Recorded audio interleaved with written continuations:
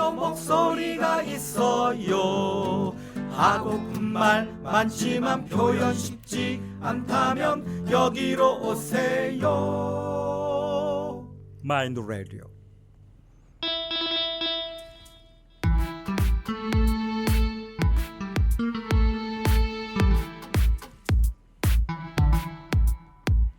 미디어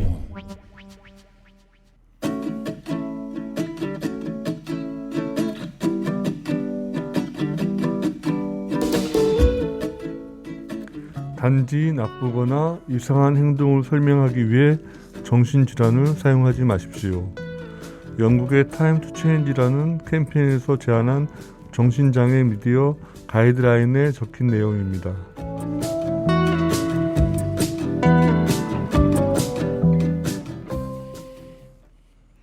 안녕하세요. 미디어몬 5번째 시간입니다. 저는 마인드 라디오의 달팽입니다. 안녕하세요. 저는 마인드 라디오 활동가 조이라고 합니다. 네, 저는 조이와 함께 마인드 라디오에서 활동하는 바람입니다. 반갑습니다. 네, 반갑습니다. 벌써 이제 11월 마지막도 얼마 안 남았네요. 네, 어떻게들 다 잘들 지내시고 계셨나요? 네네. 네, 그렇군요. 네. 네, 이제 미디어몬 방송도 오늘 벌써 5회가 되었더라고요. 그러게요. 엊그제 시작한 것 같은데 벌써 그렇게 되었네요. 네, 진짜 시간이 빠르다고 생각이 듭니다. 그렇죠. 네, 저는 아직 적응하는 중인데 이만큼 왔네요. 아직 많이 부족하다고 느끼는데 그래도 제 스스로 잘했다고 생각합니다. 네, 잘하고 계시네요. 네, 감사합니다. 저는 영화와 드라마를 모니터링 하는데요. 오늘은 영화 모니터링을 함께 한다니 많이 기대됩니다. 네, 날씨가 추워졌는데 오늘 저희 방송은 되게 훈훈한 것 같습니다. 예, 훈훈함과 기대감을 가지고 오늘 방송 시작해 볼 건데요. 오늘 1부에서는 영화 신문에 대해서 모니터 이야기를 하고요. 2부에서는 정신장애 언론 보도 가이드라인에 대해 이야기를 나눠보려고 합니다. 네. 그럼 미디어몬 5번째 방송 시작합니다. 네.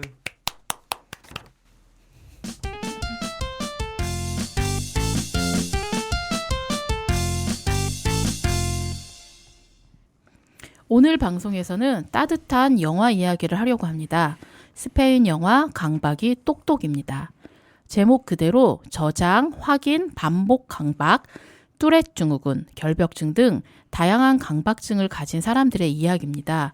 강박증 치료를 위해서 병원에 갔는데 정작 치료해줄 정신과 의사가 오지 않아서 환자들끼리 소통하고 치료해가는 과정을 담은 영화입니다. 두 분 다 보셨죠, 영화? 네. 조이는 먼저 영화 어떻게 보셨어요? 저는 보면서 말을 이제 2번씩 하는 동어 반복증과 결벽증 환자가 참 힘들겠다는 생각이 들었어요. 네네. 자신의 의지와 관계없이 반복할 수밖에 없죠. 아무래도 주변에 강박 증상이 있는 친구들도 많이 생각났습니다. 네. 네. 그 다양한 강박 증상이 나오는데 이해하기 쉽게 잘 표현을 해주신 것 같습니다. 네네. 그 영화 제작을 위해서 사전 취재를 정말 꼼꼼하게 했다는 생각이 들었습니다. 네네. 맞습니다. 네, 그 제작진들이 정말 이 인터뷰도 많이 한 것 같고 당사자들을 많이 만나본 것 같습니다. 네, 저는 그 영화 속에서 표현된 행동들을 가끔 할 때가 있는데요. 지금도 하는 것들이 있습니다. 무언가를 기록해야 되고 잘 버리지도 못하기도 합니다. 그리고 안전에 대한 집착은 요즘도 가끔 이렇게 하고 있는데요. 네네. 불안이 점점 커질수록 더 심해지는 것 같아요. 머릿속에서는 왜 불안한지 다 알겠는데 뭔가 마음이 저의 뜻대로 잘 안 되더라고요. 그래서 가끔 힘들고 피곤할 때가 있는 것 같아요. 아, 네. 그러면은 달팽이는 영화 속 주인공들을 더 잘 이해할 수 있었겠네요. 네네, 저는 완전 잘 이해가 되더라고요. 네. 직접 겪은 일이면 역지사지로 생각할 수 있는 폭이 넓어질 것 같습니다. 네네, 맞습니다. 그런데 저희가 살펴본 미디어 가이드라인을 보니 강박이라는 증상은 조금 약간 있다고 표현하면 안 된다고 하네요. 강박 증상은 그것으로 인해 심각한 어려움 또는 고통을 유발해요.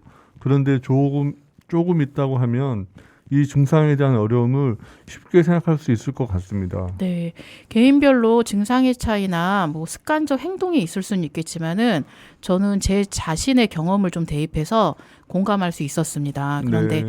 그 영화 속에서도 보다시피 그 강박증이라는 게 많이 그 힘들 거예요, 실제로도. 예, 그래서 증상을 가진 사람들에게 아주 많은 어려움이 있을 것 같고, 그래서 영화 속 주인공들도 치료를 받기 위해서 병원을 찾은 것 같습니다. 맞습니다. 정신질환이 있는 주인공들이 각자 증상을 잘 이해하고 일상생활을 하는 모습이 인상적이었습니다. 네. 그리고 정신질환이 있는 사람들이 함께 모여서 서로의 증상을 인정해주고 치료하는 과정이 뿌듯했습니다. 네, 그랬군요. 네. 그런데 저는 영화 속의 주인공들이 일상생활 유지를 잘 한다고 볼 수 없었어요. 왜냐하면은 처음부터 이분들이 그 서로의 증상을 잘 인정하고 받아들이는 게 쉽지 않았다가 나중에 이제 그쵸. 익숙해지면서 그런 부분이 있었던 것 같습니다. 네, 제가 말한 일상생활은 직장을 다니고 일을 하는 것이었습니다. 아. 네. 정신장애가 있어도 직장을 다니고 하는 것이 저에게는 인상적이었습니다. 아, 그렇구나. 네네. 그런데 이제 직장 생활을 하면서 불편하지 않았으면 병원을 찾아오지 않았을 텐데요. 일상을 유지하기 힘들어서 병원을 찾아오지 않았을까 생각합니다. 네. 강박증은 일상생활을 문제없이 하는 것이 치료에 도움이 되고 약물 치료와 상담, 대면 치료를 해야 한다고 합니다. 영화에서 당사자들이 서로의 강박을 이해하고 치료 방법을 함께 발견하고 해결하고자 노력을 하는데 현실에서도 실제로 이렇게 치료하면 참 좋을 것 같다는 생각을 했습니다. 네네. 맞습니다. 뭔가 저희가 책이나 물론 자료들을 보면은 이렇게 치료한다고 하는데 현실에서는 어떻게 치료하는지 참 궁금하긴 하네요. 네. 그 문화적 차이인지는 모르겠지만 각자의 증상을 좀 유연하게 표현할 수 있고 그대로 받아주는 서로가 이제 그 경계하지 않고 잘 받아주는 그런 분위기들이 좋았던 것 같습니다. 나의 증상이나 병을 여기서 말해도 이곳은 안전하구나라고 느끼게 해주는 것 같았거든요. 그러면 그 각자 가진 불안감들이 좀 줄어들게 되고 증상들도 조금씩 사라질 것 같습니다. 네, 이 영화처럼 서로 편하게 이야기하면 병을 치료하는 데 정말 좋을 것 같습니다. 저는 드라마, 영화 관련해서 모니터링을 하고 있는데요. 네. 강박이 톡톡 영화는 당사자들의 목소리가 잘 표현이 되었습니다. 그렇죠. 당사자들의 이야기를 들려주는 것이 정신장애에 대한 편견을 해소하는데 좋다고 합니다. 청취자분들이 꼭 한 번쯤 보면 좋겠습니다. 네. 네, 그 영화를 보면은 사회 경제 활동도 무리 없이 하고 있으니 정신질환이 특별한 병이 아니구나라고 생각할 것 같습니다. 네. 맞아요. 지금까지 본 정신장애, 정신질환 관련 영화들을 보면 어둡거나 우울한 분위기가 많았습니다. 그래서 당사자 입장에서 불편한 것들이 많았는데 이 영화는 괜찮았습니다. 네, 보통 정신질환을 주제로 한 영화들을 보면 폭력성이 많이 표현되고 있거든요.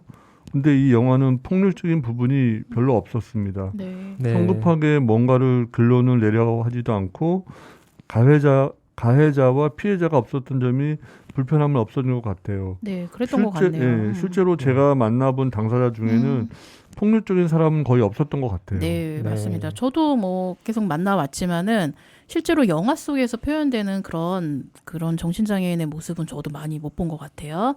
예, 그동안 영화 속 정신장애인의 모습은 위험하고 무서운 존재 또는 절망적인 피해자로 이제 표현이 많이 됐었는데요.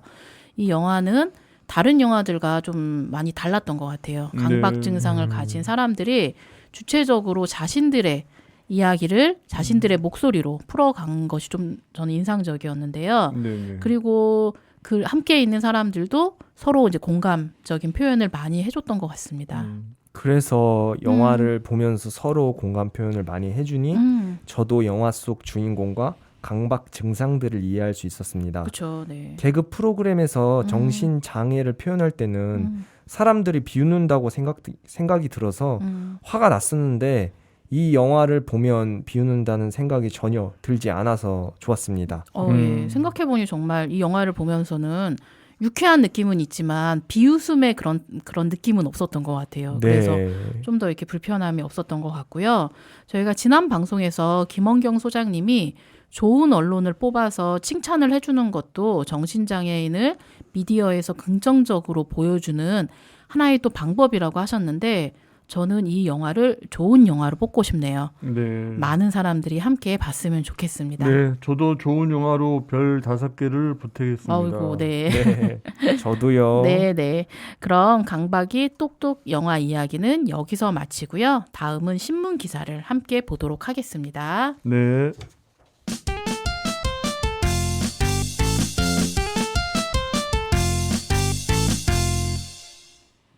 네, 오늘 함께 이야기할 신문 기사는 피해 망상에 빠져 모친 살해한 40대의 징역 15년 중형입니다. 지난 10월 14일에 세계일보 등 다른 신문에서도 보도가 되었었는데요. 어떤 내용인지 조이가 좀 알려주세요. 네, 기사 내용을 읽어드리겠습니다. 네. 회사 승진 시험에 연거푸 떨어진 뒤 피해 망상에 빠졌다가 어머니를 살해한 40대 남성에게 중형이 선고되었습니다. 존속 살해 예비 등의 혐의로 기소된 A씨에게 징역 15년을 선고하고 5년간 보호 관찰을 명령했습니다.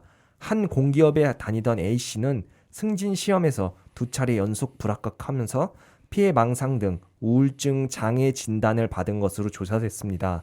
재판부는 피고인 정신질환은 개선의 여지가 있어 보이지만 존엄한 생명을 한순간에 빼앗은 인륜을 저버린 범죄라고 중형 선고 이유를 밝혔다고 합니다. 네, 그 안타까운 사건이네요. 네, 그렇습니다. 조금 더 자세히 보도가 된 신문이 있나 찾아봤는데요. 조금은 제목이 다른데 기사 내용은 거의 같은 내용이었습니다. 제목이 자극적이어서 내용을 자세히 살펴봐야겠다고 생각했어요. 네, 맞습니다. 저도 이제 같은 기사들을 좀 찾아봤는데 정말 토시 하나 틀리지 않고 몇 개 기사들은 정말 똑같이 썼더라고요. 네. 아마 이 기사는 기자들이 별도로 이렇게 취재를 하지 않고 법원에서 제공한 보도 자료를 그대로 기사한 것 같습니다. 모니터링 단에서 이 기사의 가장 큰 문제로 제목을 지적했었는데요. 제목에서 보면 피해 망상 증상이 살해의 직접적 원인으로 표현하고 있습니다. 기자들이 제대로 취재를 했으면 조금 더 실제적인 원인을 분석할 수 있지 않았을까 생각이 드네요. 네, 맞습니다. 이 기사를 자문해준 장애인 정책 모니터링 센터 윤삼호 소장님은 승진 누락 스트레스로 모친 살해한 40대의 징역 15년 중형 정도로 제목으로 의견을 주셨습니다. 네. 네, 저희 생각에는 승진 누락 스트레스도 원인으로 단정할 수 없으니 그런 제목을 어떻게 바꾸면 좋을까요? 그래서 모친 숨지게 한 40대의 징역 15년 중형 정도면 충분할 것 같은데요. 네네. 단정할 수 없는 좀 제목은 빼는 게 저도 좋을 것 같은데요. 저희의 이 생각을 조금 하다가 자료를 보니까 영국 언론 보도 가이드라인이 있더라고요. 네. 거기서 보면은 당신이 100% 확신할 수 없다면 타인의 정신 건강이 사건의 한 원인이 될 수 있다고 추정하지 말라고 합니다. 예. 저는 이 추정하지 말라는 이 표현이 되게 조금 인상적이었는데 기사 제목에서 이렇게 추정을 하거나 추측성 내용이 있으면 아무래도 편견이 더 심해질 것 같네요. 네. 네. 그 기사 내용 중에 한 공기업에 다니던 A씨는 승진 시험에서 2차례 연속 불합격하면서 피해 망상과 우울증 장애 진단을 받은 것으로 조사되었습니다. 이 부분도 출처가 불분명한데요. 그러네요. 네. 네, 뭐 주변의 가족이나 지인들에게 제공한 정보에 의해서 작성되었지 않았을까라고 생각합니다. 네. 네, 승진에 2번 실패했다고 해서 모두가 피해 망상이 생기는 건 아닐 텐데 정확한 근거 없이 기사를 쓴 것 같습니다. 네. 네, 맞습니다. 어쨌든 정신 질환이 있는데 그 병명이 증상 중에 하나가 피해 망상이 있다 그래서 모든 이렇게 뭐 사건을 일으키지는 않는데 네네. 정신질환이 있어서 범죄를 저질렀다는 기사들이 실제로 찾아오면 되게 많습니다. 네. 그리고 오늘 기사처럼 인과관계가 없는데도 이런 증상이나 병을 중요한 사건의 원인처럼 사용하기도 하고요. 네네. 기자들이나 언론사들이 물론 가장 문제입니다. 그렇죠. 네. 네, 진짜 가장 문제죠. 예, 그런데 이 문제를 좀 바꾸려면은 정확한 보도 가이드라인을 만들고 제시하면은 그 문제가 조금 줄어들고 바뀌지 않을까 생각을 합니다. 네네. 그래도 비교적 최근에는 자살 관련 보도들을 보면은 언론이 많이 바뀌는 것을 볼 수 네, 있습니다. 맞습니다. 예. 네네. 한국기자협회와 보건복지부 그리고 중앙자살예방센터에서 만든 자살보도 권고 기준에 맞춰서 보도를 하기 때문입니다. 아, 네네. 네, 그러니까 구체적인 자살 방법과 도구, 장소, 동기 등을 보도하지 말아야 하고 자살을 미화하거나 합리화하지 말고 자살로 발생하는 부정적인 결과와 자살 예방 정보를 제공해야 한다라고 명시하고 있습니다. 네. 그럼 정신질환, 정신장애 관련해서도 언론 보도 가이드라인이 있으면 언론들이 바뀌겠네요. 네네. 아니면 지난 방송에서 김원경 소장님의 말씀처럼 국민의 생각이 먼저 바뀌면서 언론이 개혁되든지 해야 할 것 같습니다.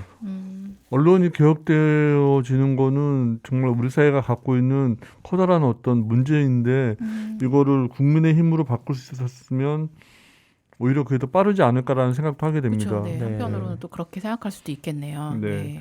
그 정신 건강과 관련해 가지고 긍정적인 이야기는 정신 건강에 어려움을 겪고 있는 사람들에게 도움이 된다고 할 수 있습니다. 이로 인하여 사회적인 편견도 줄일 수 있을 것 같습니다.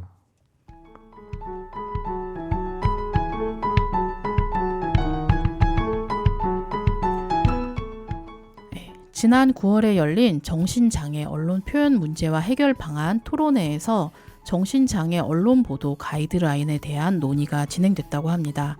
그래서 잠시 후 한국에서 정신장애 언론 보도 가이드라인 논의가 어떻게 진행되는지 한국후견신탁연구센터 송승현 전임 연구원님과 이야기 나눠보도록 하겠습니다. 그럼 2부에서 다시 뵙도록 하겠습니다. 고맙습니다. 고맙습니다. 고맙습니다.